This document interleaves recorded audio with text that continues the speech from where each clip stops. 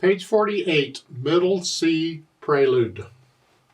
This is the first piece of a new section, new chapter, they say. You had reviews before, you can do the reviews. If you have questions, you're welcome to ask.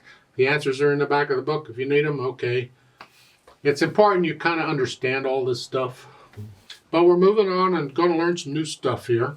You need to learn some new notes in the bass clef here for this, because we're dealing with what's known as a middle C position. A middle C position is where the thumbs are sharing middle C and the other fingers are here. So you're here and the thumbs are sharing middle C, and that's where we are. Before it's been C position, the left hand's been down here.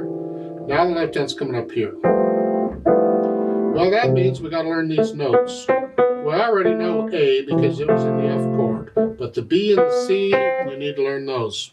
They show them there. Well, they put the names of the notes in the middle, in the middle of the note. I'll leave it up to you to memorize these. They're shown at the bottom of the page too. The B is right above the bass clef, and middle C has that line through it.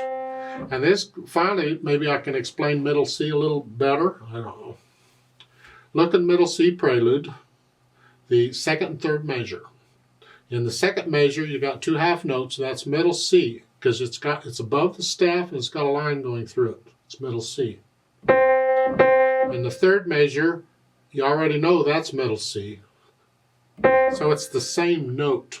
If the staves were printed closer together, they could put that note right in the middle between the staves. But because the staves are separated more, it doesn't look like it's the same note in the music. But it really is. It's in the middle of the grand staff, and that's why it's called middle C.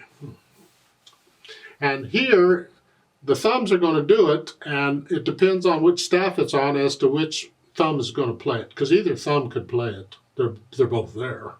But they have to share it, and they learn to get along. It's okay. So let's look over the prelude. 2 lines long with a repeat sign, so it's going to be 4 lines long. Treble and bass clef, 4/4 time signature. Dynamics are doing interesting things. I'll talk about those. We got quarter notes, half notes, whole notes, everything we've had before. So let's take a look at it. I'm going to take both hands together because you're only playing one hand at a time. So the left hand starts here with the little finger on F, and that puts the hand here. And the right hand, when it comes in, has thumb on middle C, and that's how you know it's middle C position. The next few pieces we're going to do are all going to be in middle C position, but you don't want to rely on that. You want to be able to look at the music and figure out the position. And the quarter notes, 1, 2. And then the right hand gets that note. The left hand just gets out of the way. There, and then the second line is similar to that. Once you're comfortable with the notes and the rhythms and no hesitations, then you can try the slurs. Just connect them. There's a little more silence between the hands. For the phrase, so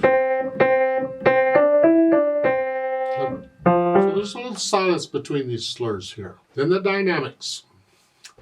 MF-MP. Now when you see this kind of thing with 2 dynamics, that tells you right there you're going to play that part more than once. And what it's telling you is the first time you play it MF. That's a forte or moderately loud, whatever you think that is, sort of loud.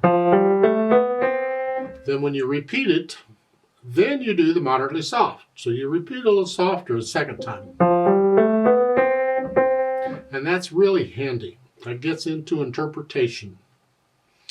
You see, when you repeat a section or a part of a piece, many times, not always, many times, it's nice to change something.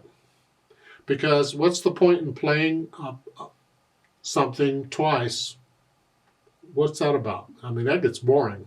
So it's nice if we can change something. You can't change the notes or the rhythm and all that. That's in there. Don't violate what the music is telling you to do. But you can change the interpretation. And that's generally what we do. So you could change the dynamics. You could change the slurring. You could change the speed. You could put in a fermata or something. That's all interpretation. Right now we're not changing the slurring too much. We're just going to do what they say. But here they're telling you can change the dynamics. And that's nice. So again, they're telling you sort of how to interpret the piece. Well, since we're here, let's get back on the natural accents. 1, 2, 3, 4. 1, the first beat of the measure is strongest, and then you get another one on the third beat, not quite as strong. So it's 1, 2, 3, 4, 1. And feel that. I let the wrist go down on 1, 2, 3, 4, 1. So you feel them. Force them at first if you have to, but you want to get to where you feel it. As far as how fast you go, that's up to you. Don't go super fast. Keep it accurate.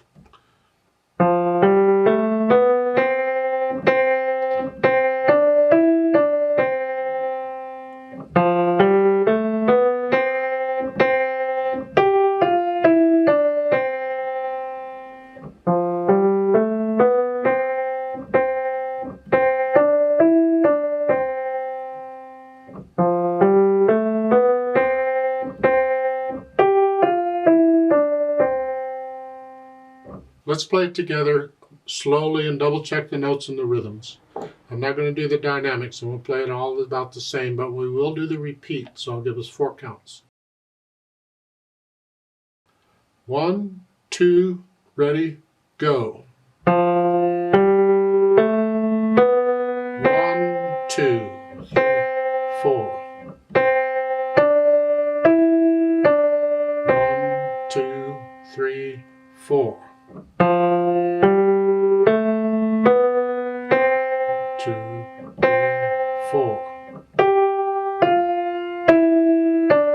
1, 2, 3. Repeat.